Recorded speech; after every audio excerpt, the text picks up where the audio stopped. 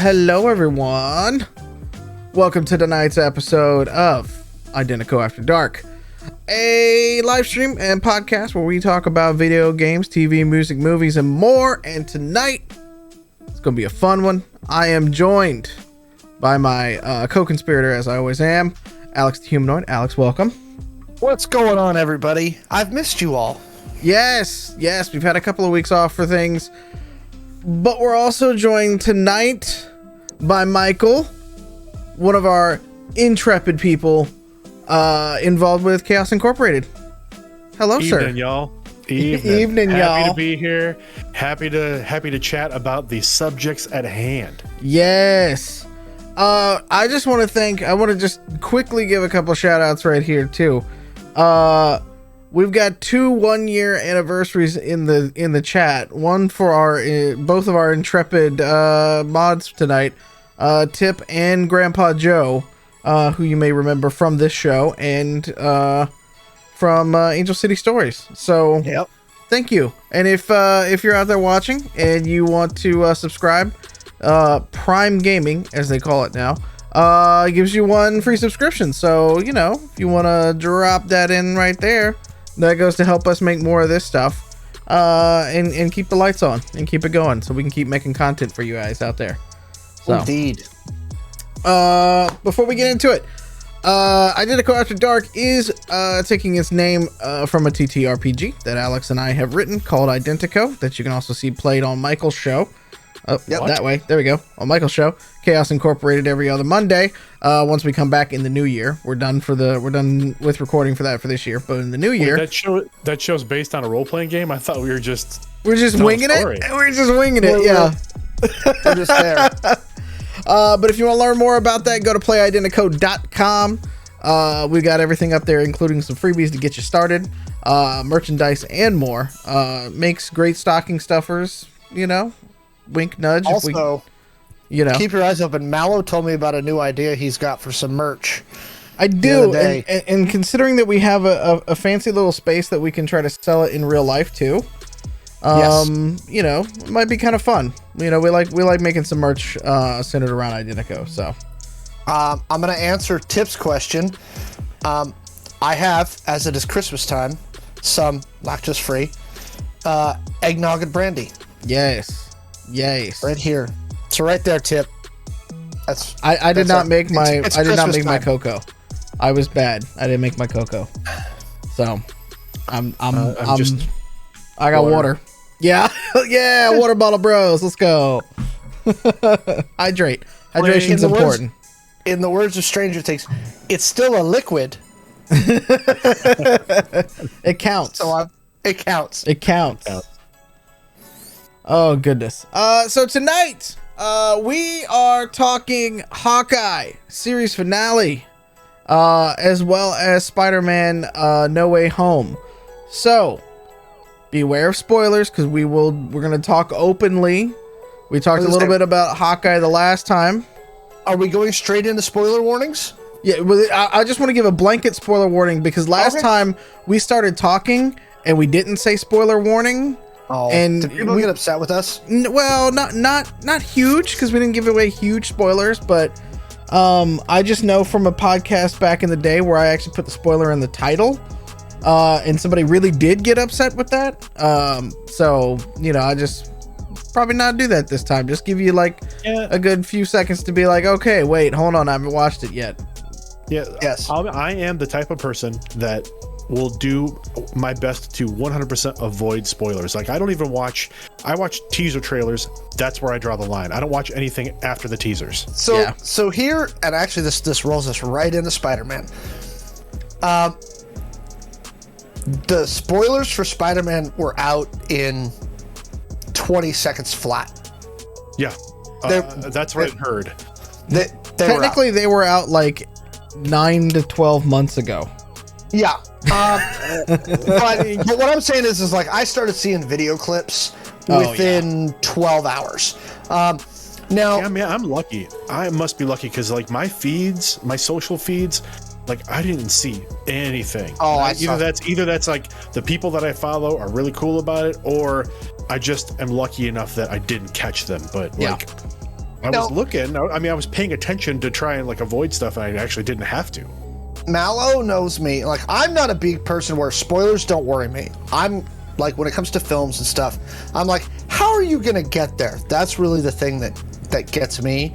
So I wasn't too terribly upset about the spoilers. And as Mallo said, I think most of them, all but one, I think everybody has pretty much expected for the last year. If you pay attention.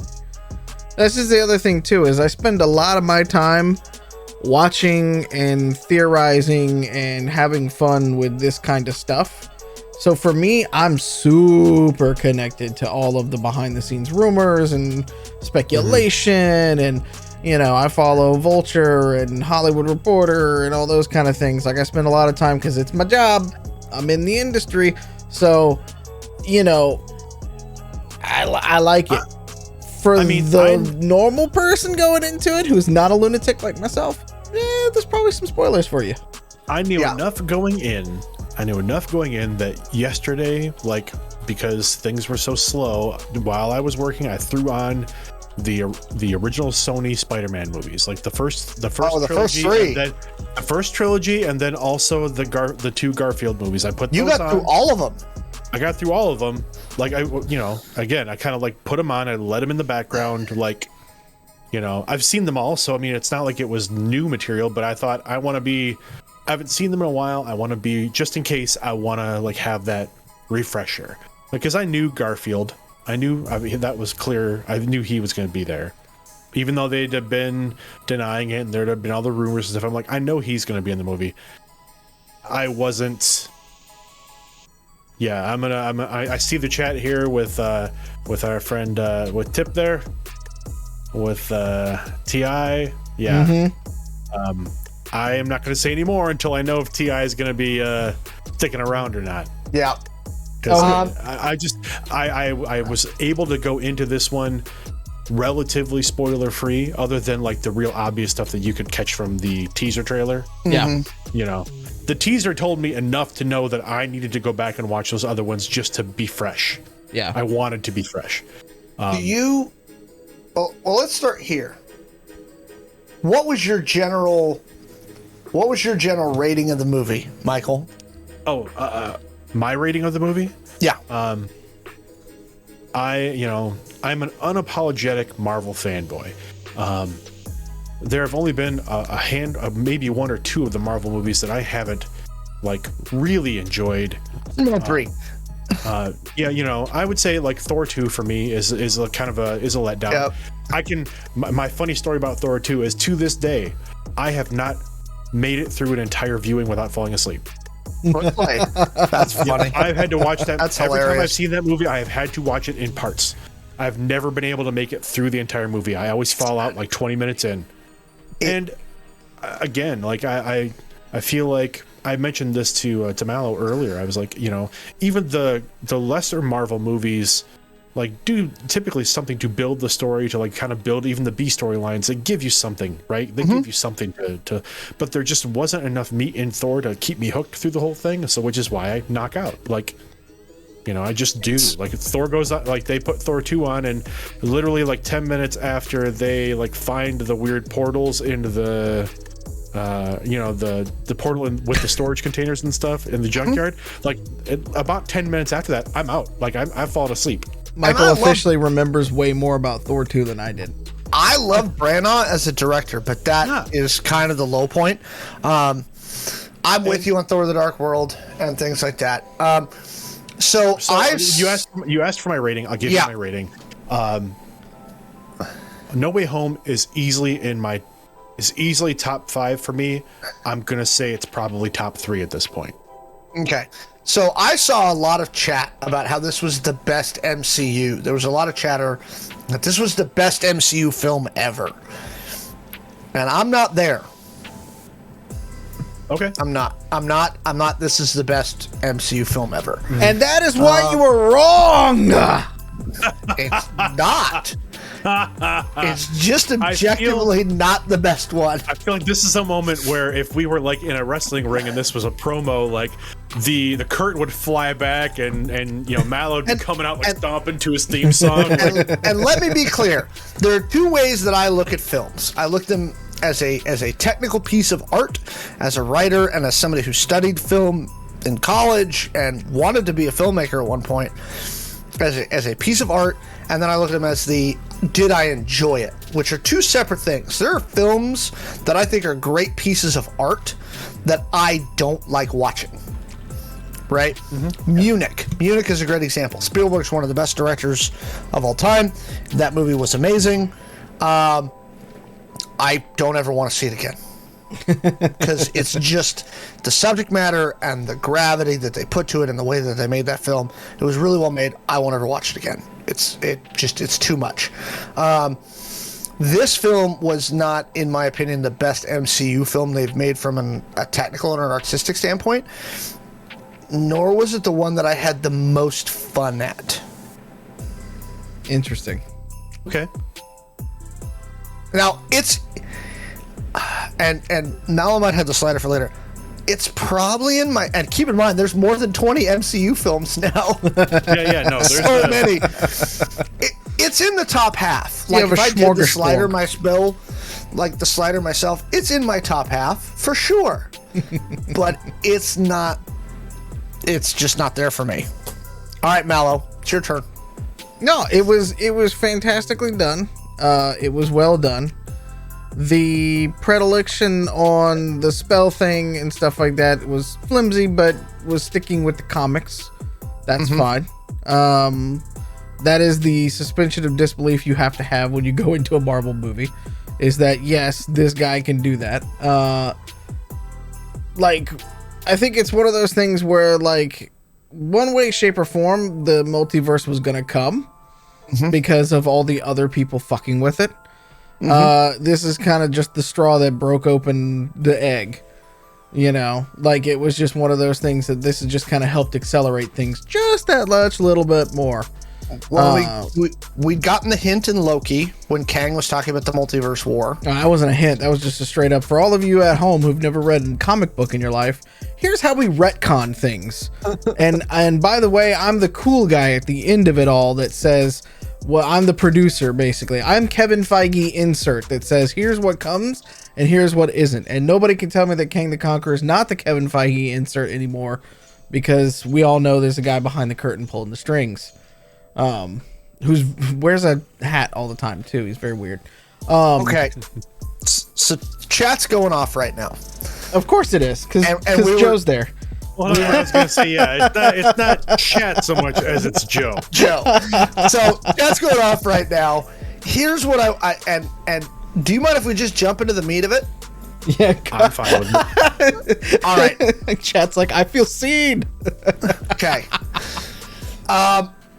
So Joe actually has the point. This was, and I'm okay with some suspension of disbelief, okay? But here's where it lost me, is as I was watching the end of the film, I'm going, wait a minute. So everybody forgets, and this is what I didn't understand. Everybody forgets that Peter Parker's Spider-Man. Okay, cool. But Ned was his friend long before he was Spider-Man. No, everybody, so it's funny. I'm just gonna pop in real quick. Oh, go. This is exactly the same sticking point that a buddy of mine got. Like I told my buddies, I was like, I just went and saw it. I loved it. I want to see it 2 more times today. Like, I liked it that much. And then I got literally 2 minutes later, I got a DM from my buddy in Discord, and we went back and forth all morning about like kind of this part of the movie, which was that, you know, the spell is that everyone is going to forget Peter Parker exists. Yeah. That's the spell. The spell that Strange ends up, this initial spell is to make people forget that Peter Parker is Spider-Man. That's the spell that Strange initially goes to cast, that Peter fucks up. The second spell that they come back with that fixes that whole thing is that everyone just forgets Peter Parker, period. So in the minds of the world and the multiverse, Peter Parker is a non-entity. Spider-Man still exists. Everyone knows who Spider-Man is. No one knows who Peter Parker is, period. Right. So that's, you know, that was what my buddy and I got into about that. Was he was like, well, these people know Spider-Man, but they don't know Peter. I was like, well, yeah, and especially the people that were closest, right? The people that were closest, like their relationship with Spider-Man, even if MJ and Ned remembered having adventures with Spider-Man, they would never remember ever seeing him without his mask off or who he was with the mask off. They might even remember. They might even know that he took the mask off. But I can't picture it. I don't know what he looks like. I can't. It goes the same thing with the other people who knew who Peter was. Yeah. So again, this is where it starts to mess with my suspension of disbelief a bit. To answer somebody in chat, it's now legal void. No. Nobody remembers Peter Parker. The apartment thing was not what bothers me, because he didn't erase him from computer systems, right? Peter Parker still has a social security number, and everybody who sees him from that point forward, he has a legal ID, he's in the computer, he's got a social, he's fine. Everybody else is good. But again, the part to me that was like no one's going to question that later, right? Pepper Potts, who knew who Peter was, right? It's not like, oh yeah, I remember this time, and we were going to do a news conference, but I don't remember the guy that was there. Yeah, but that's sort of the thing is, it's more along the lines, and this is a few times, it's one of the few times that it's like, the way that I can explain it is like this. It's like you go past the bodega like every day and you never notice it. And then all of a sudden when it's going out of business, you went, oh wait, it's suddenly turning into a CVS now. Like, what the hell? Like, that's more the way that it's explained and understood. Like, they all have seen him now in their minds. He's the creepy dude at the donut shop. At the donut shop. And that sort of thing is like, he still has a birth certificate and shit, but like nobody remembers being with him. But any point on from there, he can make his own sort of thing. So like, he got a shitty apartment for the legal question that we had up in here. He got a shitty apartment because that's all he could afford. Because if we've established in the MCU, no superheroes actually ever paid for anything, and they just get harassed by the cops. And actually, that's a very social thing I just said too. Wow. And I'm glad that they brought that up in Falcon and the Winter Soldier, where Falcon's broke. Yeah. Right? Oh, yeah. I kind of imagine that Tony was kind of paying for a few things here and there when he was still alive, but all that's gone now. Anyway, the spell thingy was the only thing that really bugged me. Hold on. I gotta stop you for a second though, because chat's like, Strange would have understood. No, the fuck he wouldn't have. He didn't want to help him in the first time. Strange doesn't like to help anybody. Strange only likes to help himself, drink cocoa, and go do weird shit. Yeah, exactly. Strange 100% did it to basically spite Wong. At least initially. Now, that last scene was Strange, where Doctor Strange goes, you don't understand, the people that love you, and then he says, we will never remember you. Because he puts himself in that conversation along with everybody, and I thought that was a nice touch. And I think what got you there was the fact that the whole time Strange is basically blowing off everything Peter's saying, like, you're just a kid, you don't know shit. And then the kid traps Strange in his own mirror dimension, and then when Strange comes back, Strange comes back and they're like, yeah, we're halfway done with this, Peter's idea is working. And Strange is like, oh shit, like there was a line he says there where he goes like he does, because he has that line. Yeah, it's not respect. I'm trying to remember what he says exactly, but he's like, oh well, okay. Yeah, but I mean, that's why I feel like, you went from, I think that's the bridge that they're supposed to give you from Strange being like, okay, Parker's like a minor annoyance, I'll just do this he helped out, he's, he did his part to try and save the world, I'll do this to help him out. Yeah. Like that's, I'll do this favor for him. And I think Joe's bringing up a good point in chat. If Peter ever does go back to Strange and goes, hey, by the way, we know each other, you cast this spell, and says the name of the spell, I think Strange would probably be able to put 2 and 2 together and go, well, I probably did that and I just don't remember because I cast the spell. And they mentioned that in the movie too. Remember the whole conversation with Wong about, hey, remember the parties we used to have? And he's like, no, exactly. Like, right.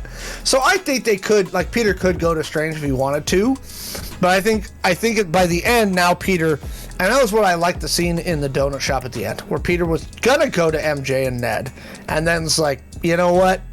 Nope. Yeah. I'm just gonna go be by myself for a little while and let them live their lives. And so I don't think he would go to Strange or anybody else and tell them that. By the way, I love that we are debating a fucking magic spell in here like it's goddamn D&D 5th edition. But also we gonna debate this, but the whole timeline bullshit from Avengers Endgame but you go to the past and your new past makes the new future and blah blah.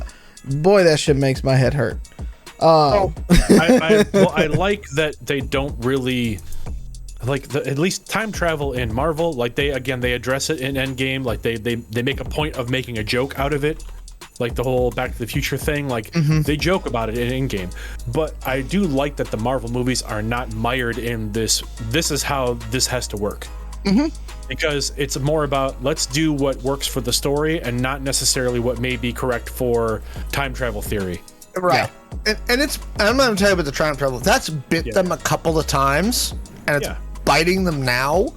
Or we can talk about that when we get to Hawkeye. I hate time travel as in literature and story and everything as much as I hate going and doing the celestial thing from Eternals and all that stuff. You can tell where Marvel's been like, yes, this is canon, and then later in the fact been like, we're really, really annoyed that we did that. Still not as bad as anymore. Still not as bad as Games Workshop though. So, that's true. but yeah, Marvel does that frequently enough where they're like, this is part of the. Wait. Yep. We don't really want this to be part of canon anymore, so we're just going to pretend like it's not. Chat brings up, which is why Ahsoka is a terrible character. She literally used time travel and still sucked at doing things. Oh my god, we go back on this. You know what? I'm not getting sucked into a Star Wars discussion with chat. This is Marvel night. This is Marvel night. This is and again, like this is the hill that Joe has chosen to die on, and it might not be a great hill, but it's his hill. It's his hill. Go get your own. We can all die on our own hills separately. Joe chose Ahsoka Tano. Griping aside, I really did like the film. Yeah. My favorite scene is probably the one where right before they go into battle, when Toby and Andrew. By the way, everybody, Toby and Andrew are in the movie, as if anybody was shocked about that. Yeah, in case the spoiler thing wasn't clear earlier. Right. Spoiler.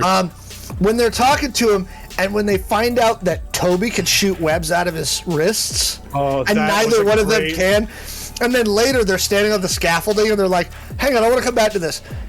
How do you do that? And he's like, it's like breathing. I just do it. Right? And they're like, have you ever, and they're talking about stuff. Yeah, Peter 1, Tom Holland is like, you go ahead and finish. But yeah, I like that. Does it come out of anywhere else? Yeah.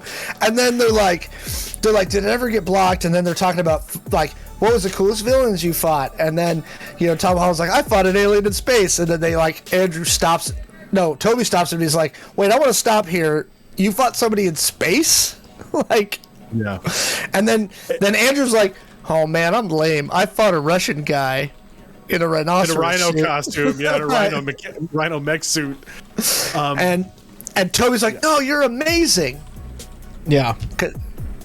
Yeah. So, loved that scene. John, what was your favorite scene? Their whole back and forth I thought was really good. I legitimately, it was nice for the one time that I would probably do it during this pandemic to be in a movie theater where when Andrew Garfield stepped through and took the cowl off, everybody clapped. All like 15 of us, because we were in a weird movie theater and thankfully there's not a ton of people and things like that. But And then when Toby came through looking like the Mormon youth pastor, I believe is how they called him. Yeah. Like the hip youth pastor. Yeah. Yeah. Those were good moments. I mean, look, Into the Spider-Verse was a fantastic movie, and they gave us a live action version of that. Neither movie makes a whole ton of sense in the whole time travel multiverse thing, but who fucking cares? It's cool. Yeah, for sure. Like, speaking of the Spider-Verse, I love the reference from Jamie Foxx where he's talking to Andrew Garfield after he's lost his powers. He's like, "You do all this stuff? I thought you were black." Yeah. Here's the thing. Like, there's got to be a black Spider-Man somewhere. And I was like, yes. Here is the prediction for Spider-Man 4. Go ahead and get your clips ready. We'll revisit it soon. Are you ready to take your victory lap yet, by the way? No, I was completely right about all of it. Love it all, including Hawkeye that we'll get to in just a second. Because I got predictions for that one too. But for Spider-Man 4, Tom Holland, they still don't know if he's going to come back for it or not. I think Marvel's just going to pony up the money. Yeah, they're going to pony up the money. But I think they're going to have to pony up the money for one movie, and he's going to pass. You think they move on to Miles? I think they move on to Miles during that trilogy. They have already established that Miles exists in the MCU. Thank you, Donald Glover. We appreciate your service. And so, yeah, I think during that trilogy is when they bring Miles Morales in, and Miles becomes the new Avenger later on because he can hook up with Kate Bishop. Which brings us to our Hawkeye stuff. Well, hold on. Now I haven't gotten to do. I didn't. Do okay, do yours. I'm just saying, like it all connects. No, it's okay. So yarn wall, Caleb. Yarn wall. You're right. I had a couple of favorite scenes, but the one that I like really stuck out to me most is when they all get together. Or sorry, when they're bringing everybody in and they're in the wizard's dungeon, and like that entire conversation where they're trying to explain like where they are, where the various villains are to them, and like the fact like the magic exists and they're all like dumbfounded that magic exists. They're like, oh god, magic exists? It's a thing, really? Like it's a really thing? And Jamie Foxx's Electro makes a joke about like characters dressing like they're in Dungeons and Dragons, and they make lots of references to the wizards and stuff. But like that scene when they're just trying to explain kind of how things are working, and the banter when they all go to Happy's apartment, like that entire scene at Happy's apartment, like just made me like happy because I was like, this is like it. For one, it's so much scene chewing going on by so many like of these great villains that they've had in past movies. Getting to be together on screen, getting to watch, Alfred Molina interact with Willem Dafoe, actually play as these characters in this world instead of separate entities in separate movies. I want to say one thing real quick about No Way Home in general. This is maybe the first movie to me that broke the multiple villains mold. Yes. Because this movie managed to have almost the entire Sinister Six, which was as a fanboy for me, as like a Spider-Man fan and as a Marvel fan, like to see all these elements finally come together in one movie successfully, not like piecemeal, not like Spider-Man 3, not like so many of the Batman movies where they had more than one villain, but to bring these all together in one movie really well. And not short shrift anybody. Like nobody got short shrift. Nobody got less real screen time or camera time or plot time because they didn't have to explain a bunch of stuff about everybody. They're just like, here's all the bad guys. And guess what? They're all working together as you would expect them to do once they get released. So that whole not explaining things, this is the thing that I think Marvel has done the best with Spider-Man. Oh, yeah. They brought Spider-Man already in as Spider-Man. We did not have to watch Spider-Man's origin story again. We didn't have to watch Uncle Ben get shot again. We didn't see him get bit by a spider. He just came in and they were like, and Marvel in their minds, I'm sure went, look, everybody knows Spider-Man's origin. So we don't need to do DC and show Bruce Wayne's parents get shot again. Because everybody knows the damn story. So we're just going to bring Spider-Man in and do the thing and it will be fine. And everybody will get it. And they did. And I thought that was a better way of handling this whole thing. Yeah. For sure. I agree with you 1,000% on the villain point, because I felt the same way, where I walked out and I was like, wow, all of the villains felt like they had their moments. If anybody got a little short-shirted, it was maybe Sandman. And I maybe, but he still had a good story. But I think that's too because Sandman already kind of had a redemption arc in his movie. Like in Spider-Man 3, Sandman already kind of got redeemed a little bit by the end of it. So like when they bring him back in, there's not as much to work with there because everyone else, and even Doc Ock got a redemption arc in his Spider-Man 2. Swinging back to your dungeon comment, I love the part where they laugh at him when they're like, "What's your name?" And he's like, "Daughter Otto Octavius." And they're like, "Really?" Like, no, what's your real name? What's your real villain? Come on, dude. Yeah. Yeah, that was, I think, one of my favorite scenes. There were so many, and I want to ping one thing before we get done, before we move on. We got time. And that's okay. Did anybody else catch the lovely capper on the Star Wars joke? What, Palpatine in them? No, the capper in this movie, the long form joke, the long con, is that in Homecoming they build the Death Star, it gets destroyed. Oh yeah. In No Way Home, the Death Star gets destroyed. So in films 1 and 3, the Death Star gets destroyed. Yeah, but I was also bringing it back because what was the toy he put on his desk at the end? It was Palpatine, which is a long-running joke that Palpatine survived somehow, blah, blah, blah, which is the dumbest thing they ever did in Star Wars. But still, I like it. I loved that. It was actually funny because I caught it in the theater at the time. I was like, it's a Return of the Jedi, Star Wars and Return of the Jedi reference. Yep. And I love it that it was in movies 1 and 3. And then I was speaking with our friend Kaylee after the fact, and Kaylee was like, did you catch that? Did you know that was a thing? I was like, I didn't know, but I caught it, and I'm proud of myself for catching it. So Absolutely. And that it's Dummy that kills it, too.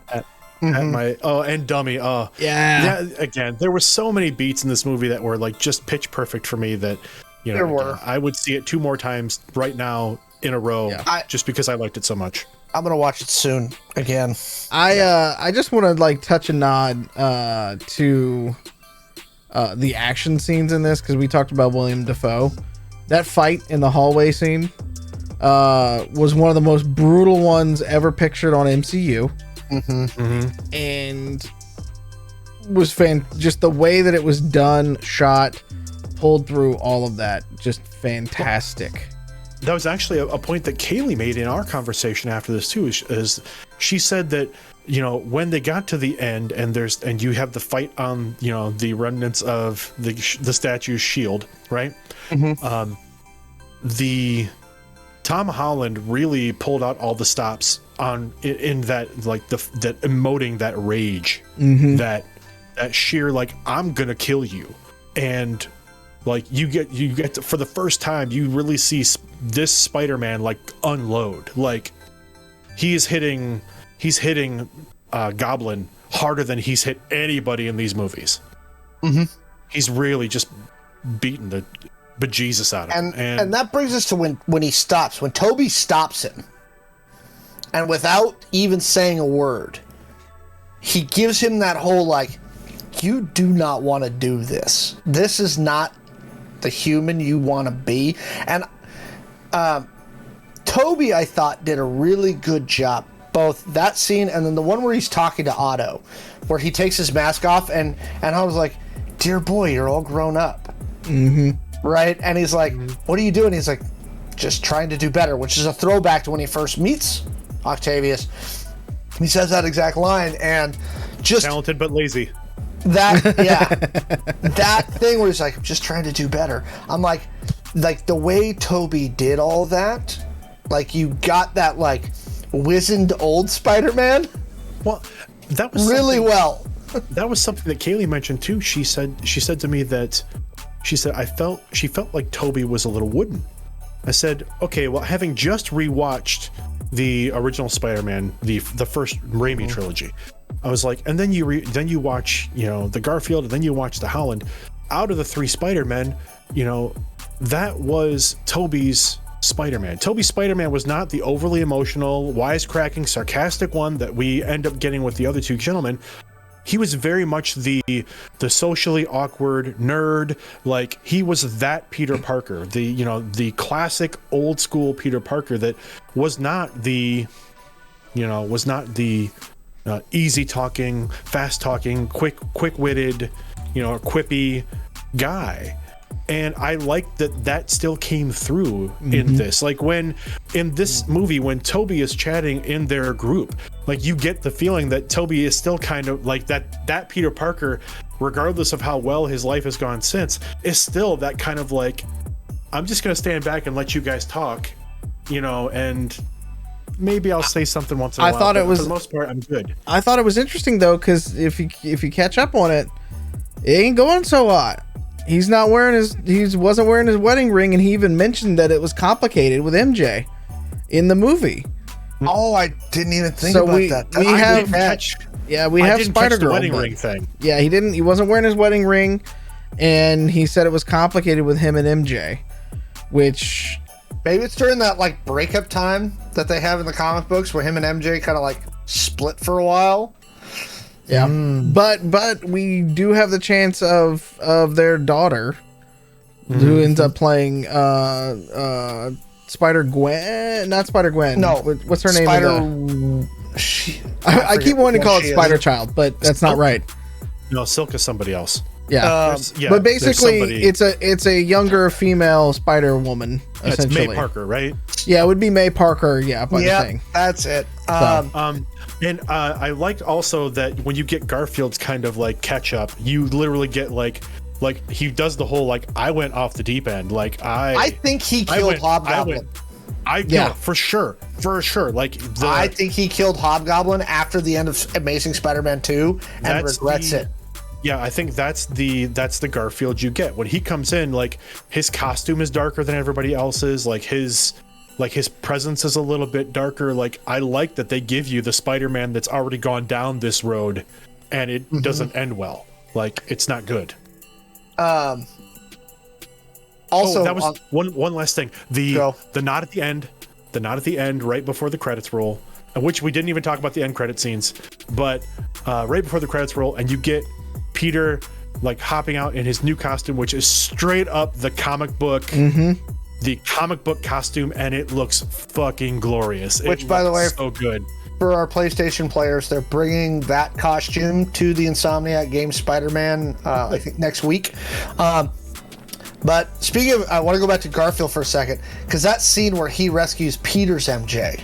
Oh, yes. Okay. Oh. Like when he was like, "Are you okay?" and she's like, "Yeah." She's like, "Are you okay?" And he's like, you can tell he's like that's his like right on the verge. I don't want to say redemption because I don't think that's the right word, but he's like this time I did it. This time I didn't fuck it up, right? And I thought it was such a powerful look. Like, and I don't know if you've all seen Andrew Garfield in Heartbreak Ridge, when he plays the army medic who was a conscientious objector, and this is a true story. He plays an army medic during the Korean War who refuses to carry a weapon. Right? Amazing role. He's actually a really amazing actor if you watch some of his other stuff. That emoting on his face was just perfect. I'd like to just kind of take it a step farther on top of that, though, as you were talking about redemption arc. I feel like this movie was redemption for Andrew Garfield, period, because he got shit on for his movies, and I don't really think that it was. It's not really his fault, because I think he like literally like gives his all for Spider-Man. He's such a huge fan, but the costumes were dumb, the writing was dumb. They did have Dennis Leary, which I loved. Yeah, no. There were some good parts of those two movies, but I just think he got really let down by Sony being Sony, right? It was the writing. It was the right. Well, it's me critiquing the writing of a thing. Imagine that. I'm with you. It was the writing. They, and again, like Michael brought up earlier, Sony got into the too many villain trap. Amazing Spider-Man 2 with Garfield's second movie, where they had Hobgoblin, they had Electro, they had another one, and they had Rhino. Yeah. Like, it was just too much in one film. Yep. For sure. And that's, you know, I think having, again, just rewatched all those, like, I have more respect for Toby, having watched those again. You know, I watched them thinking, wow, these are way campier than I remember them being. But I also remembered this is Sam Raimi, and again, remembering that it's Sam Raimi, I see all of his cinematography and all of his like trick shots and all the things that he loves to do in his movies. Yeah, like they're all like right there in your face in those. So I kind of gave that a pass, and then I watched the Garfield ones again, and I was like, again, like you said, Garfield got short shrift because I thought his Peter was very well done. I think the Peter Gwen Stacy relationship was well done in those movies, and I think everything else around them was. And Sally Field was a great Aunt May. Yeah, but she was a good Aunt May. Well, and then President Bartlett dies. Martin Sheen. we got Martin Sheen for like 5 minutes. Yeah, we got Martin Sheen for about 5 minutes, and Uncle Ben died again. Yeah, Uncle Ben died again, and that was my buddy I was talking to this morning said, I want to see a prequel. I'd love to see a prequel with Holland. I'm like, unless it's going to do something crazy to change the origin, I don't want it. So I would go see that. it. They're actually doing it. They announced it on on. It's going to be a cartoon though.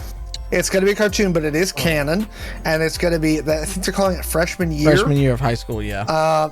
And so it's literally him getting his powers, and the goofy suit he's got when Tony finds him, that's what he's going to be wearing, and so it'll be a short run series. Yeah, it'll be fine. I think it'll be fine. And I get it from like a kid, like especially from a kid's perspective too, right? Because I mean, like it'll be a good, it'll be an easy way to introduce the origin story to kids who are already familiar with the Tom Holland character from the MCU movies, but not necessarily Spider-Man, the whole story. But yeah. But I was just saying to him, I was like, I would go see it because I mean, of course I would go see it, but is it not? And it's something I need. I do not need it. I don't need to see another origin story. Swinging back to Sean's comments about the multiverse, and this is my question for you two. Would you watch a third Amazing Spider-Man with Andrew Garfield after he's returned from this adventure? That's what this movie actually made me want. Is I want to see. I would love to see more of both of those Spider-Men in their respective universes, like kind of like how they're like their lives, like. And again, I don't necessarily know that I need to see a movie about it or whatever, but like I feel like it would be interesting ground to tread.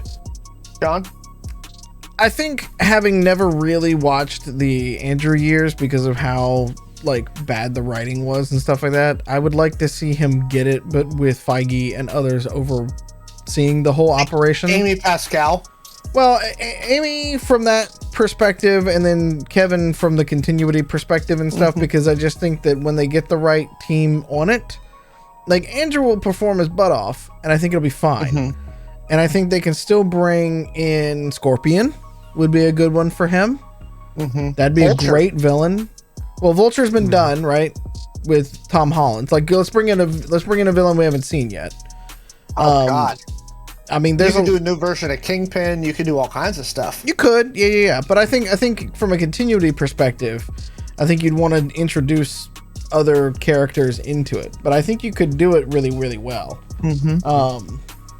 Even if they had Thomas Hayden Church back for certain things, right? Like, I don't know. There could be some interesting things. It got canceled in 2018, if I remember correctly. They were working on it, and then it got canceled. Yeah. So, yeah. Well, it's the same thing that happened with like Spider-Verse, right? You see Spider-Verse, that movie ends, and you're immediately like, I want more from all of these characters. Fortunately, we are getting more Spider-Verse. Well, yeah, but I mean, that's kind of how I felt at the end of this. Like, you talk about this being like the live-action version of Spider-Verse, but that's how I felt. Like, I feel like those characters got good closure in this movie, but I also want to see more of them. Like, yeah, I just, as a viewer and as someone who really enjoys like these Marvel pieces, like that would be something I'd love to watch, like a short, like a limited series, like a 6 episode like run on Disney Plus that was about the Garfield Spider-Man. The thing that I will say about this particular one, yes to the Disney Plus thing, because I will again ride hard for these Disney Plus shows that are doing so well in telling a very concise, easy to grok story, because they're taking micro moments and they're just getting the right level of detail in things. I challenge anybody to tell me what series Disney Plus has screwed up. What's the Star Wars anime one? That was like an artistic thing, but I'm saying like really messed up. Oh yeah, they have it. Vision, yeah. The thing that I like about this particular one though is because of the reset that I know everybody was yelling about in chat and stuff like that. They did a perfect reset to give us the friendly neighborhood Spider-Man, the comics accurate one where he can go screw off with Daredevil and do the things in New York. We didn't even talk about that yet. He's a very good lawyer, Alex. He's a very good lawyer. By the way, you're gonna need a very good lawyer. That thing, that was the only thing that had I not been spoiled would have surprised me, because I did not believe they were bringing Charlie Cox in for this. Well, that one wasn't true. That one wasn't. Oh well, I guess that got spoiled for you afterwards. But for going into it day of, for me, it was not. I was like, oh, you got Charlie Cox back. Thank God. Yeah. Because he was an amazing Daredevil, and that scene was hilarious, and also him catching the brick. The look on everybody's face. Just the look at the table of everybody like, I'm a very good lawyer. I love the fact that like they had announced that they were bringing Charlie Cox back as a Daredevil for a future MCU series. We all were like, well, yeah, but I mean, we all knew that like, okay, Echo is coming because it's got announced, and that has a whole Daredevil backstory and stuff. But then he just like nonchalantly just strolls on screen and all, and I'm like, yes, let's go. Oh yeah, because the 15 people in my theater were all like, woo, like again. That was one of those woo moments. There was more than a handful of them in this movie, but but this is what bugs me about Marvel. I'm gonna bring it back to earlier in the conversation. Them retroactively and weirdly. So when the Daredevil series first came out, it was canon to the MCU. They said it. There's references to the Avengers movie, to the Battle of New York in Daredevil. And then they were like, and then Kevin Feige came out like a year and a half later and was like, nah, that's not canon. And now they're like, never mind. Yeah. Daredevil's in the MCU. But they're doing the same thing with Star Wars Legends and Disney. I mean, it drives me absolutely nuts with Marvel. Yeah, but we don't know how much of that though is still is actually canon or not. Like Kevin Feige never said that it's not all of it's not canon, except for Agents of S.H.I.E.L.D. apparently. Which is weird because Agents of S.H.I.E.L.D. was specifically designed to be canon to the MCU. Tell me about the first season leads into Captain America Winter Soldier, and then it leads into Age of Ultron. Right. So I don't know. It's one of those interesting things where he hasn't said one way or the other, but I think we're going to see more of that where they're going to bring in, which brings me to the possibility of Luke fucking Cage. Let's go.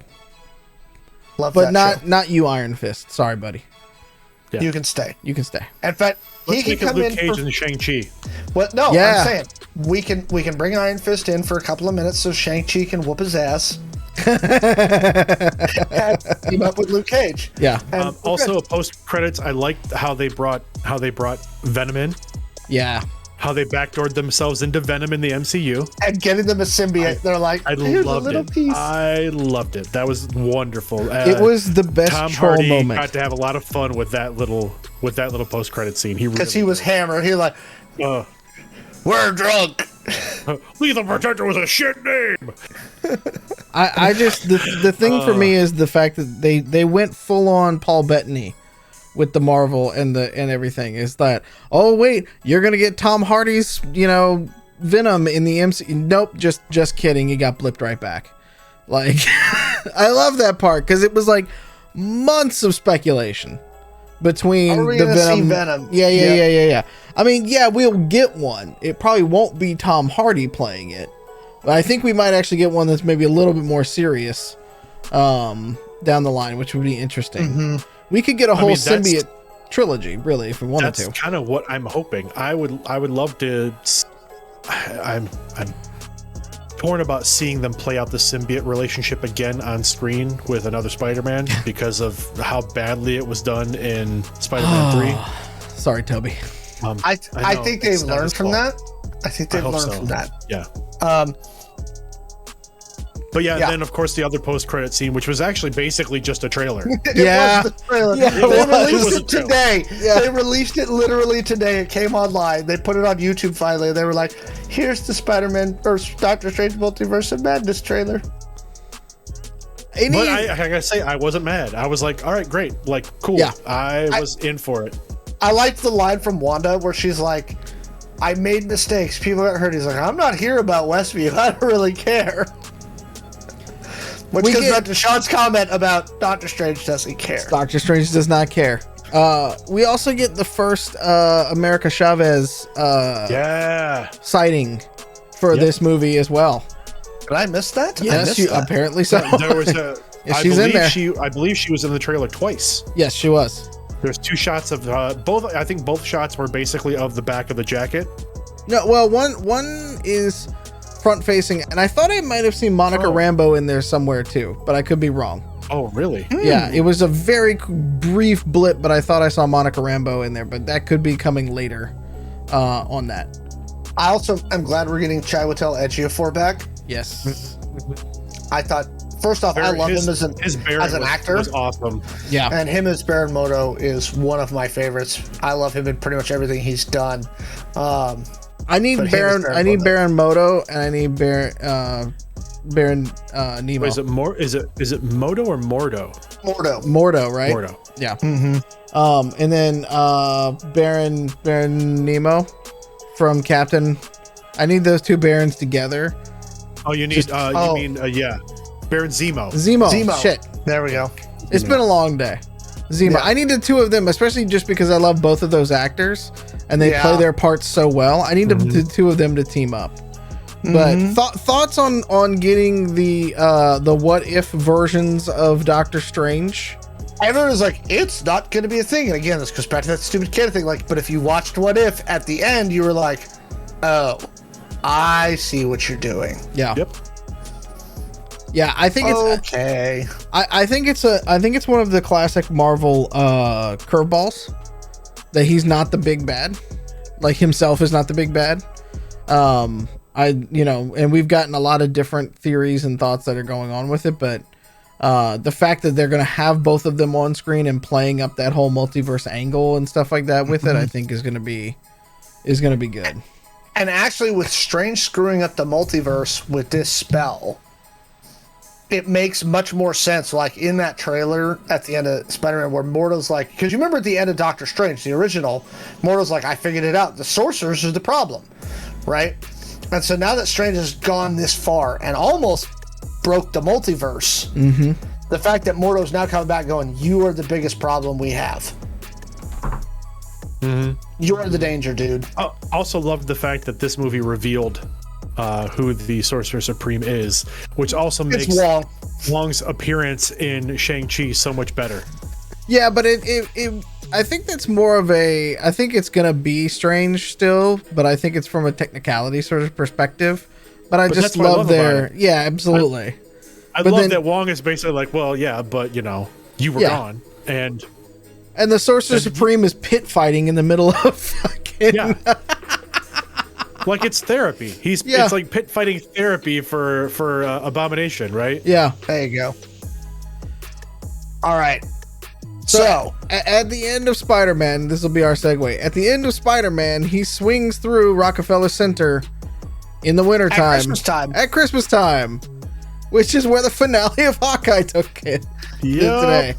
So we haven't been here since episode 4 on Hawkeye. Yes. So episode 5, obviously our big reveal was D'Onofrio is back. Okay, in the role he was born to play. Yes. 100%. Okay, which is Kingpin, which he played to such a great level in Daredevil, and now he's back, and we're all very happy about it. In Daredevil and Punisher. Yes, and Punisher. Punisher was also Wilson Fisk. take it away, guys. Like I'm blown away by the whole series, but I want you all to start. I'm gonna let Sean start. Let Mallo go, because I know, like you said, there's a victory lap coming, and I think we just need to get it out of the way. He called a lot from downtown. Called it. I think the only thing that we didn't get was the Daredevil connection in episode 6, but I didn't put that as a full on. I missed that. I didn't put that as a full on prescription. We didn't get that because when he showed up in. Was there in episode 6? What's that? What Daredevil thing was there in episode 6? There wasn't. I'm saying that's the only thing we didn't get out of that episode. We got everything else we needed out of that episode. Mm-hmm. But that's okay because we're gonna slow play it into the Echo series. But just seeing that one image at the end with Wilson Fisk at the end of episode 5, perfect way to bring it back in. Well, and episode 5 also brings us, I believe it brought us Yelena, correct? Yep. And also absolutely love that they brought the actress back, because she was one of the best parts of the Black Widow movie, bar none. And she was in the post-credit scene for Falcon and the Winter Soldier at the end of the series. Yes. She was? Yes, she was. Mm-hmm. Because crazy Lady Hydra lady who recruited, what's his name? Sam. Or not Sam. Secret agent guy. U.S. agent. The guy who will become U.S. agent.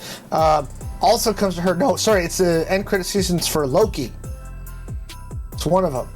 And she's like, "Hey, you want to find the guy that killed your sister?" No, that's the post-credit scene for Black Widow. Black Widow, yeah. And she's like, and she shows her the picture of Clint. Yeah. And you're like, wait a minute, what? So it all makes sense. Yeah, I love that, and I actually I love that actress. Love her portrayal of Yelena. Mm-hmm. Just the relationship between Kate and Yelena in episode 5, like they're back and forth. And, like I could watch that. I could watch 2 more episodes of just that. Like it was them going better in episode 6. It was. I love the sequence in the elevator, and then when they get to the end of the fight scene where you see them fight across multiple rooms. When she's sitting there, and she's like, "Ow, that hurt!" And she's like, "The kick to the ribs hurt too." And they're like, it was really good form. And you did that body throw, and they're like complimenting each other about how they just beat the crap out of each other. Like I was like, that is the next generation. Nat and Clint, and now we go to the new Black Widow and Hawkeye. The conversation that they have in the old burnt out apartment where they're sitting around the table, and Yelena is literally treating it like it is, and she references it like it's girls' night out. Like, like I made macaroni, you don't even want any. It smells delicious. Come on, you should just have. I'm gonna put some spicy sauce on. Are you done? I'm gonna put the spicy stuff on now. I love that stuff. You know, this is my first time in New York. What should I see? You know, I thought that reveal in 5 and the bringing of that character in, really, I loved the again, kind of the capping that, like giving that resolution. And as you go from 5 into 6, like with that part of the story, with Nat and Clint's relationship and how Yelena kind of comes into that, you know, I love the way that they played that over the last couple episodes. I like the way that it resolved. Wilson and Yelena were the two. Well, of course, I guess episode 5 also gives you the real big revelation that it's not the bad guy again isn't the person you think it is. You know, initially it's Mom. Yeah. Well, I kind of saw Mom. Well, I did call Mom from a mile away too. She's. But again, this is part of your victory lap. Yeah. So you know. But it's the funny thing about it is that. You know, not only in episode 5 did he just steal his sword back, basically. He just stole the Ronin sword again. But apparently Jack Duquesne is just a fucking idiot. So. And then they did the last ride as Ronin, where he has that fight scene where he takes out all the tracksuit mafia guys. Yeah. And then confronts Maya and is like, "This was all a setup." Yeah. Right? Like, you don't get it. Your dad got set up by his boss because he wanted him taken out. Yeah. Why, we don't know, but we may find out more in the Echo series. Well, the big question that I have for both of you is, do we really think Kingpin is dead? No. No. Yeah. No. No. They're not going to waste. Here's the thing. They're not going to waste D'Onofrio. Kingpin has such a tight connection to Spider-Man, Yes. Daredevil, Echo, all these other characters, right? That leaving D'Onofrio on the table would be, especially now that you've brought him back, would be monumentally stupid. And Kevin Feige has shown he is not that. Yeah. In fairness, in the comics, when Echo shoots him, he only goes blind, which is to mimic, Daredevil and stuff like that. So, mild spoilers if you haven't read the comics, at least the Matt Fraction ones with that. So, the whole series, and especially episode 6, all felt like Die Hard to me. I think they were doing that intentionally now, where they're like, we're going to give this a very grounded Die Hard, but it's Christmas, which Die Hard's a Christmas movie, so Christmas. Go ahead, Michael. Oh, no, I was going to say, like, I feel like that was, even from the initial trailers, I feel like that was kind of the feel of it. Like, it's like just a regular fucking Joe. Out of all the Marvel heroes, like, Clint is the regular dude. Yes. He is the straight up, like, he's just really good with a bow and arrow. Like, there's no magic to it. It's just skill and practice and training, and that's it. And, like, they presented it very much like constantly under-resourced, underutilized. Like, I've got to get from point A to point Z, which is getting home for Christmas, and I feel like they did a very good job of kind of honoring that kind of homage in the course of the 6 episodes, like obviously ending it up here. Yeah. Like the way they're building, like they're rebuilding their trick arrow, arsenal at the end there, and it literally looks like they're basically just pulling stuff out of toolboxes now. Of course, Clint also has, keeps PIM particles. He's got a secret stash of PIM particles, a secret stash of Star Foreheads. That was the other thing. So that's my only gripe. I think the series should have started in timeline a week earlier to give them more time, because that like montage thing, I'm like, no, how much time? Yeah. And also, I could have used 2 more episodes. I think 8 would have been a better number. Well, I mean, with this cast, like 10 would have been a fantastic number. But, you could have dove really into the Kingpin stuff, because like my biggest gripe is they only brought Kingpin back for basically 2 episodes. An episode, roughly. Not even 2 episodes, because you only see him in the photo at the end of episode 5. He's in a photo at the end of the 5th, and then just he gets like it would have been much better if that would have been if it was like a 10 episode arc and the dun dun dun on like episode 5. Let's just keep it to the name, same thing, right? Because you start to learn even more about the way Kingpin goes, and then all of a sudden, Bishop is just like, yeah, I'm getting out, and oh, by the way, I have all the, I've got backups on backups, and all this kind of stuff. And so it's like, it would have been really good to see him doing the machinations. Again, you would have to have known what was going on with Daredevil, which appears to be canon at this point, to know that he was getting his ass handed to him at the end of season 3, somehow still got off scot-free, somehow is now dressed like his character in one of the other, I think it's Family Ties series, where he's wearing the white suit with the Hawaiian shirt. Yeah, under it, I think is that one. Under like Birds of Paradise and some shit. Yeah, it's weird. I was under the impression, because when obviously when you see the early shots versus the current shots, like he's in the suit in the initial flashback in the beginning, and then of course when you see him again, he's in the Hawaiian shirt, and I thought to myself, is it because it's Christmas? Like, is it festive? Is it supposed to be like festive Kingpin? He's wearing red. Everybody who's bad wears red apparently in this episode. So. But I just think it's interesting that I would have liked, 8 to 10 would have been good, because you wanted to see a little bit more of the behind the scenes of like how seedy is New York. And maybe they'll get into this in the Echo series as well, as it goes through a lot of these things, because how Kingpin took over after the Battle of New York was central to the Daredevil Netflix series. And started he used all the destruction from the Battle of New York.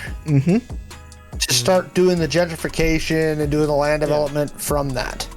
I want to see more of that as we go forward. Well, and again, the kind of Mom Bishop, like that felt super ham-fisted. That the little, oh well, I'm getting out, and yeah, I have all the information and blah blah blah. Like that felt like it felt really weak because from your time in other MCU projects and with Kingpin, and the people in universe would know that you don't get to just walk away from the Kingpin. I think no one does. I do. No, think, you don't. Yeah, go ahead. Like, sorry. No, sorry. I just feel like that's like watching that scene. I kind of felt like, is this her first rodeo? Like, what does she think? Like, how powerful does she think she is? Yeah, I think it is her first rodeo. I think she got involved with him after Kate's father died, and has just kind of been part of this for a while with him, but has only been within this organization and has only been doing the stuff that she's involved in. So she's not really like, oh wait, she doesn't have the same perspective on him that Hawkeye and his wife do, where he's like, man, when the big guy gets involved, this is going to get fucking dumb. Yeah. And I think that's part of her hubris. Because, I mean, she almost acted surprised that she got the cops called on her at the end. And she's like, well, this is what you do? You send your mom to jail or whatever? And I'm like, yeah, that's actually what happens. But read a comic book, honey. That happens a lot. A lot. So I don't know. I just think it's interesting. The fight scenes in this particular episode too were better. They were better, and they felt more personable and personal to each of the characters, which I really liked. And there's obviously the mentor-mentee thing that's going on that finally got, he is officially handed off the mantle of Hawkeye to Kate Bishop, and who knows where we'll see Yelena Belova later. RIP to her being invited to Clint's house, like, duh. Why wouldn't you do that? Like, I kind of, it's funny because she did the I'm a ghost. And wandered off, so I felt the same thing. I kind of like when they did the reveal, when they pulled up, I assumed that Kate was going to come around the corner and Yelena was going to come around the corner. Like, I thought they would both be kind of there as found family. Yelena learned the truth from Clint. She did the I'm a ghost, like off into the mist. She's got to go process what she just because she got lied to. She got lied to by the one lady. She thought that Clint killed Natasha. She's now going to come to terms with the fact that Clint didn't kill Natasha.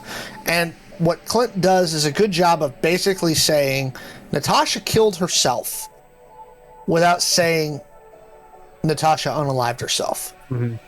Right? And I thought that scene was... Natasha made her choice. Natasha made the choice, and that you can't, no one can change your mind. Right.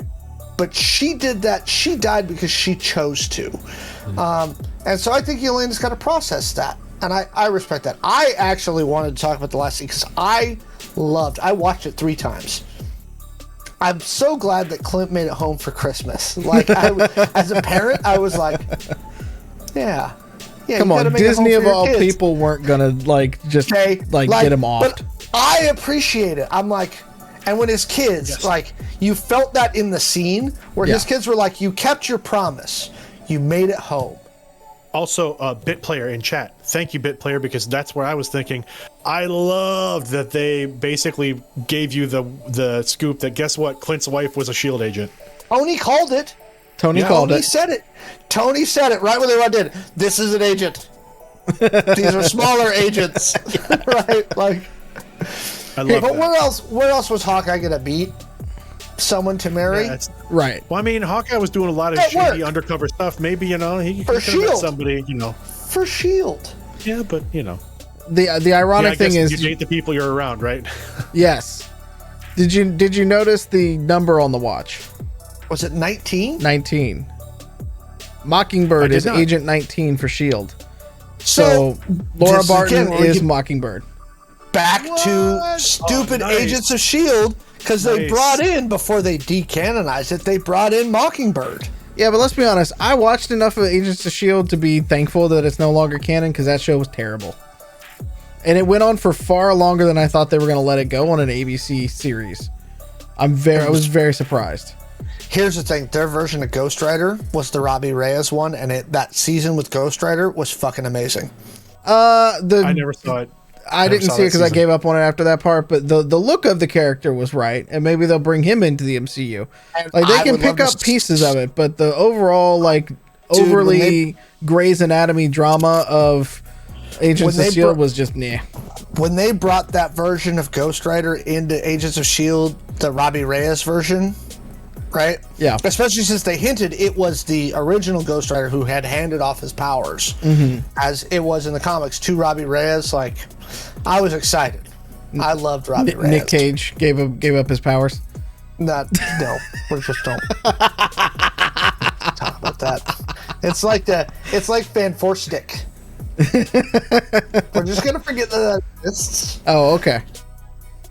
What about the post-credit scene in Hawkeye? It was so good. It was so awful, but it was so wonderful. It was awful in like a great way. I think as soon as I saw the Happy Holidays from Marvel Studios, I was like, I have a feeling I know what this is going to be. Yeah. And sure enough, I was kind of hoping that they would cut to Tom Holland in the audience being like, just as like a little final little teaser. By the way, did y'all notice that in Spider-Man? Because in the trailers, they don't show you the billboards with Rogers the Musical. Yeah. But when you watch the movie, you see the Rogers the Musical signs. Yep.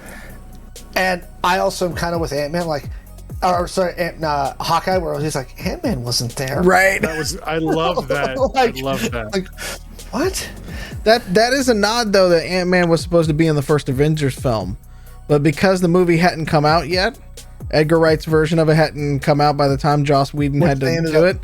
They ended up tanking Edgar Wright's version anyway. Yeah. So that's a little nod that he was originally supposed to be on Avengers, but he got cut because of the way the movies rolled out. So, which would have been a very different type of movie when you have Hulk smash and then Ant-Man being gigantic in the Battle of New York. That'd have been very weird. Overall, Hawkeye did everything else that every other one of the Marvel series has done for me, which, they told a very good story and in a very capsulized way, allowed you get depth to explore some of these characters, explore their particular issues or the particular drama that they have individually, but also in such a good serialized way. Yes. Like every one of them has been well written, at least personal opinion. I've liked every one of them for different reasons. True. Very true. And guess what? Next week, it just keeps going. Because next week, we get the Book of Boba Fett. His backpack has jets, yo. So, now that we have Haley Steinfeld, and we have Yelena, and they've announced the Ironheart series, and we got a 30-second teaser for She-Hulk. Mm-hmm. Are we thinking Young Avengers? Is that, or West Coast Avengers? I would love to see West Coast Avengers. Oh, geez, West Coast Avengers.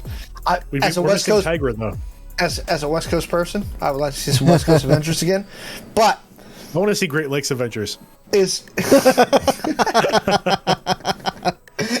Hey, Squirrel Girl would be worth it just for Squirrel Girl.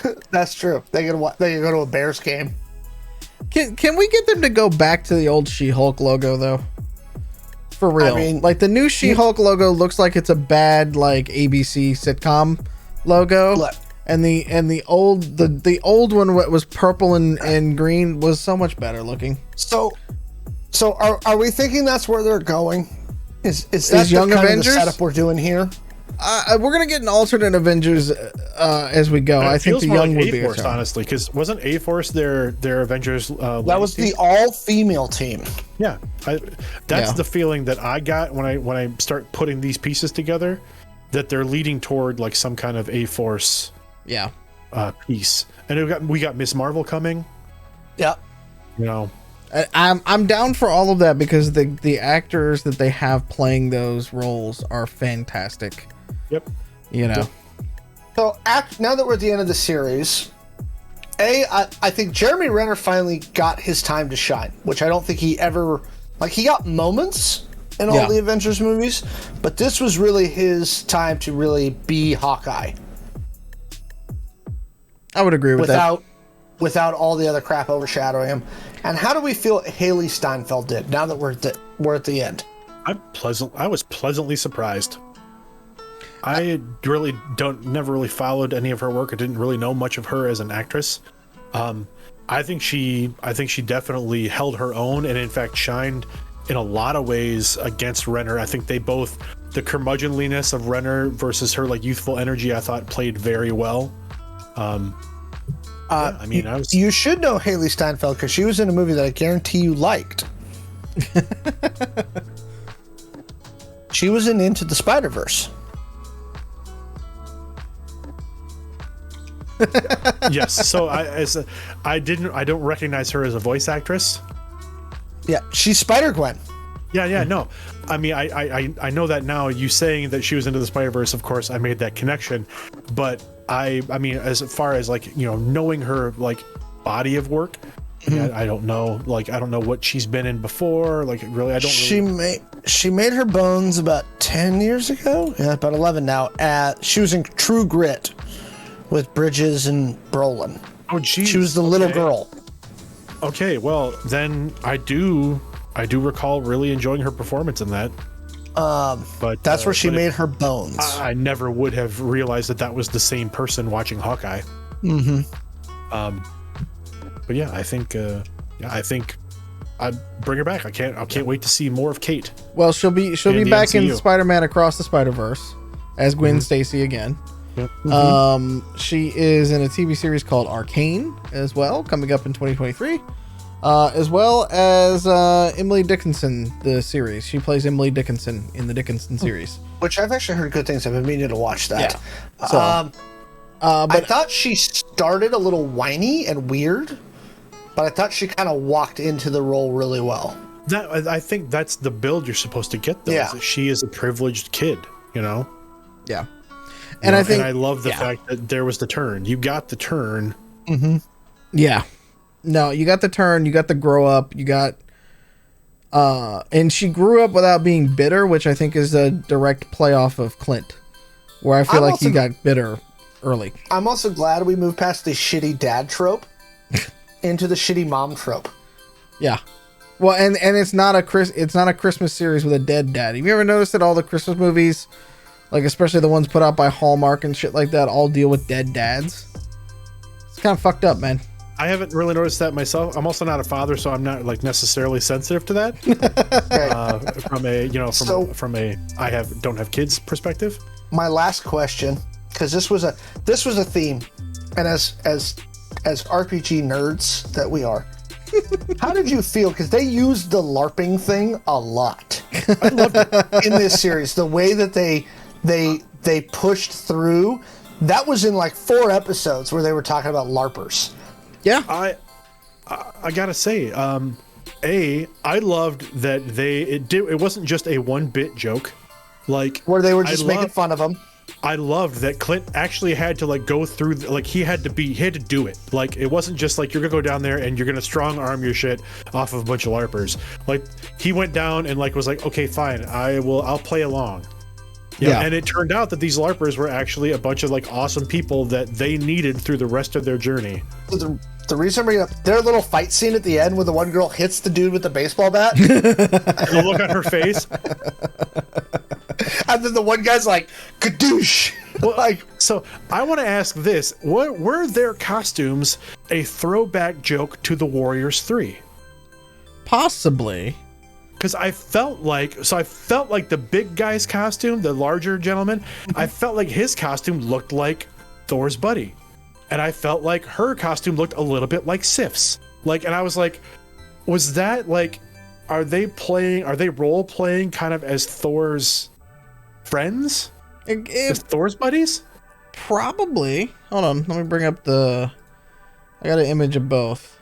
Well, he's looking at that. Like, I just like the fact that they kind of got their moment to shine at the end. And they were like, you know what? These people aren't listening. Let's go put on some costumes. And make them listen. And it worked. And it really did. But like the whole, like, and at that little scene at the end where Clint's like, well, I gotta say, I gotta give props where it's due. This costume is fantastic. Missy is an amazing costumer. Like this thing stretches and it breathes. Yeah. This whole time I've been thrilled for the fact that they went they used the Fraction arc as their base for the story, you know, a base for parts of the story. And I loved seeing that Fraction costume kind of come to life in this last episode with Clint wearing it. It looked great. It looked great on Renner. The whole series. When Kate drew the original Hawkeye costume on the napkin with the like weird thing, I was like, yes, it was great. I can't find any stills of the actual LARPers in there, but there could be some play. I would just looking back at the Warriors 3 armor and stuff like that. There could be some play there. They probably took some nods to it. I mean, they had some very, Nordic themed armor all around. So yeah, they all of the LARPing all felt very Nordic themed. Yeah, for the most part. Yeah, I'm glad they got their moment. I'm glad that Kate was like, you know what, we're going to use them as backup, and they're going to be a useful asset to us. Mm-hmm. And like she treated them with a lot of respect. Yeah. Well, like, and they played their parts really well and stuff. Yeah. Oh, and when she went to go meet them, and they were doing their practice, and she was like, "Oh shit, you guys take this pretty seriously. Okay, cool. Let's get into this. We'll do this." Her and Lucky the pizza dog. Yeah. Oh, pizza dog. I loved his little one-eyed pizza dogness. It was wonderful, and everybody was just like, "Oh man, we gotta walk the dog. Like we gotta remember to walk the dog. We gotta like." Yep. Can you watch the dog for like another couple days, please? Yep. Let's talk a little bit about one last thing, just in this whole series, the representation piece. So specifically focusing on Echo, who is actually a Native woman, who is actually deaf, and is actually an amputee. Yeah. Like it was that like, casting was fucking fantastic. Yes. Good on Marvel for being like, we're gonna hit all three. Yeah. Because they could have probably faked one of them. Well, I mean, think about it. They did that just a couple years ago. There was that stupid rock movie with Skyscraper where he played an amputee. Mm-hmm. And, like, I get it. Like, you want The Rock, but, I mean, Marvel would have gotten credit for finding, like, 2 of those 3 things in one actor. Mm-hmm. But they managed to find all 3, and she did a great job. She was fantastic. I cannot wait. Like, can't wait for Echo.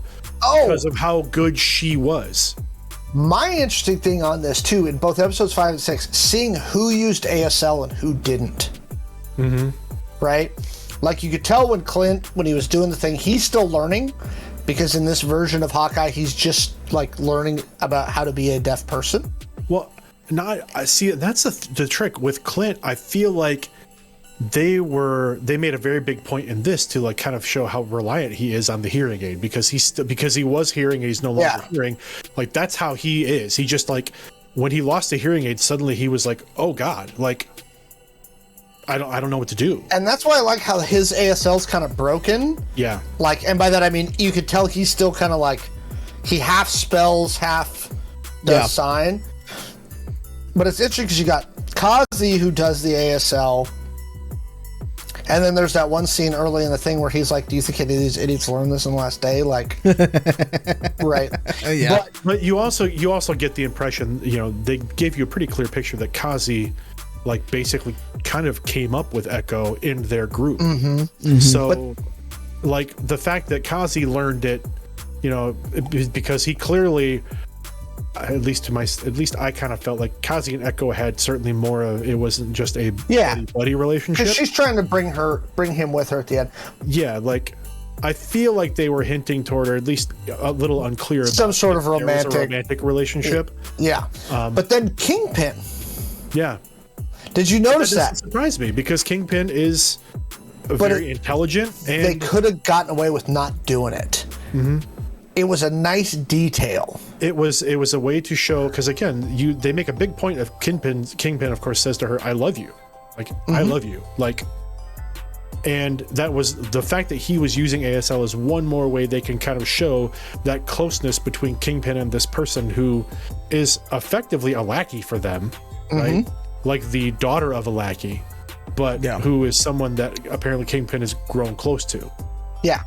I just thought it was a neat detail that they didn't have to do, but showed a lot in that little sequence where he's signing, right? And it's not Kazi interpreting, he's signing the whole time to Maya, and I was like, that's a big deal.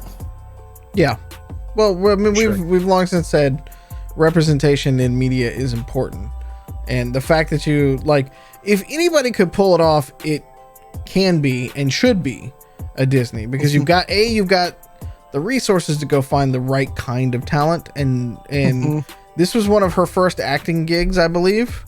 I think so too. And so I think it's the nurturing that kind of performance out of somebody, right, is not an easy thing to do, especially when you have a translation issue. If you don't know fluent ASL and you're trying to direct somebody. This is her first credited acting job on IMDb. Yep. So I think there's a lot of that. Yeah, exactly. And so not only to find that talent, George Lucas style, nurture it into their first major role on, worldwide TV, and to have her cast into such an important role going forward, not just in this particular series where she plays a huge part, but going to be in her own series coming up, right? It's a hell of an accomplishment, and kudos to them using the platform correctly. It's not all bad with Disney. If you look at our thing, we have a picture of the LARPers that BitPlayer was nice enough to put into our Discord. Did they get one for us? Oh. Yes, BitPlayer put it in there. I don't know if it's supposed to be a direct riff on the Warriors 3. Oh, we got all 4 of them in there. He's in the background. I don't think it's a direct riff. Okay. But I like it. And that guy, the guy on the left, was my favorite. That was like the one thing when I saw them in costume, like that, my mind immediately went to that. And I don't know if it's because the larger guy was kind of in like kind of a bigger tunic, and he had the kind of the side straps on it. I don't know if that's what really kicked it for me, but for some reason I looked at that thinking, I feel like there's a reference here, and I feel like it's to Thor. Could be. I mean, it could be just a nice little knockoff to it, little nod to that whole series, which we get more of coming up soon. There were a lot of nice moments in this show.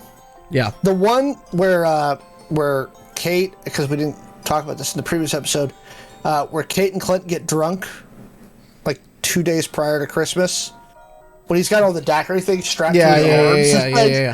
And then they're great. Like, she shows up and she's like, okay, do. And then he's like, did you write that in permanent marker? And then he shows her how to do the coin flip thing, which again comes back in her fight with Kingpin. Yeah. Where she does the like. Yeah, there's a lot of callbacks. There is. But I thought that was a nice scene too. Indeed. Okay. Any final thoughts before we sign off for tonight? Book of Boba Fett. Boba Fett. I'm so excited. I cannot wait. By law, Joe has to come back on the show as our Boba Fett expert at some point in time during that series so we can talk about it. So, I'm sure he'll be salty about something in there. Wow. Okay. See, that was a lot. That was probably not wrong, but also a little aggressive. It is Boba Fett after all. And if there's one person that can complain about how they treat him, I guess it can be him and MC Chris. Sorry, not MC Lars. But yeah, so we'll come back with that. Maybe we'll bring some Matrix stuff into it. I don't know if I can be bothered to watch Matrix because of the last 2 movies. We'll see. I will try and watch it over. I'm going to watch it over the holiday because my father-in-law wants to watch it. If we can put together a team, we'll do a Matrix talk. Our mutual friend, Caleb, in the little bit that he has seen, said that in his opinion so far, he feels like this movie redeems a number of things about the two sequels so far. That's a hard hill to jump up. No, I agree. But hey, we'll see what happens. Sure. I'm all down for more Keanu and Carrie-Anne Moss. So I'm down for that part. Yep. Until then, we won't see you again until after the holiday and after the new year, I guess. Let me be more specific. We will not see you until after the new year. So until then, there is this whole thing called the Omicron version of the virus going around right now. Be safe. Please be safe. Mask up. Go get boosted if you need to. Go get vaccinated if you haven't. Yes. Drink your water. Take your vitamins. All of those things. Try to stay away from giant crowds over the holiday if you can too. If you can go see No Way Home at the earliest morning showing, again, like there were maybe 15 people in our theater, and we were all like spaced out really well. I've done some much better. I've done 2 late night ones too. Yeah. Mm-hmm. Those tend to be good. Cool. Until then, when we see you guys here in the new year, be safe, love each other, and stay weird, okay? Guys, Happy holidays. I appreciate it. It was a lot of fun. Mwah! Thank you for coming on, Michael. We'll see you here soon. Also, his stuff, go check him out. Loser MLW, Redemption Podcast, and Chaos Incorporated, which will be back after the first of the year. Yeah, I'm doing all plugs for you. There you go. Come back here, see me here. Yeah. And then go to see my other social media stuff. Oh, we're going to drag Michael on to guest a bunch of times now. True. Yeah. Also, latest episodes of Sawyer and Bennett and Zombies. My episode was released around Thanksgiving. Kaylee's episode was released this past week. They're really good. So Alex has got one of the first 2 episodes. I think you're in there somewhere. I was in the first one for a bit play. I don't know what you did for them, but I did a cameo in the first episode. I think we're all doing cameos. That's the running joke of it for that. For those kind of things. I did a quick cameo for the first episode, which was released on Halloween. Yeah. Some of us haven't been included yet, but I'm sure we'll get there. I'm sure she will. Steph, calling you out. No. The professional voice actor is calling you out. There is no hate. I know. Please have the voice actor do it, because I get super nervous. I had to do like 30 takes to get like 6 versions out that you wanted to hear. Okay, that's like my life when I'm recording here at home. I can't tell you. My wife I have a phrase that I was doing for this puppet stuff I was doing, and the phrase helps me kind of get in the voice. And like, she's like, I can always tell when you're doing it because it's all I hear from upstairs. Every couple seconds, every like minute or two, I hear that little phrase. Yep. Big news! And like, I keep saying that over and over to get in the headspace. And my wife's like, she's like, what's going on? I'm like, I said, she asked for like 4 intonations of these like 3 lines so she could decide which intonation she wanted. And I had to do at least 4 takes of each one before I liked it enough to be like, that's that version of the intonation I want to send to her. Yep. That's the life of a voice actor. It is. And it makes me sad for myself. That's why I don't do it. It's so much fun. Okay. Sure. Check out everybody. Check out our friends' podcasts on that. Also go check out Gamers Heaven Seattle North, or North Seattle as I like to say it. If you're in the Seattle area, come by the shop. Yep. It's a fun, happy place. It's pretty and green now. And we're spread out for COVID. We're keeping things spread out. All the tables are reasonably spaced. It's a huge space. There's plenty of space for everybody. So, and also for my Seattle friends, there's parking. Yes. If someone wasn't local and wanted to buy, can I buy direct from the store, or am I buying from a storefront that supports the entire organization? You can get a hold of me and you can buy directly from me. Yes. I will have to do that then, because I would like to support the store. Yep. I've actually got some new indie stuff that I think you should take a look at. Ooh. We were playing with it in the store the other day. Cyberpunk game that I keep hearing so much about that's so good out of Seattle. What's it called? There is that. Identico? Beyond that, but I'm stocking more than just my own stuff. I'm finding, by the way, if you know indie designers who are looking for a storefront that will sell their stuff, that's us. We've picked up a bunch of stuff in the last week. So yeah, give me a shout. Go check it out. Until then, we'll see you all in the new year. Have a good night, everybody. Bye.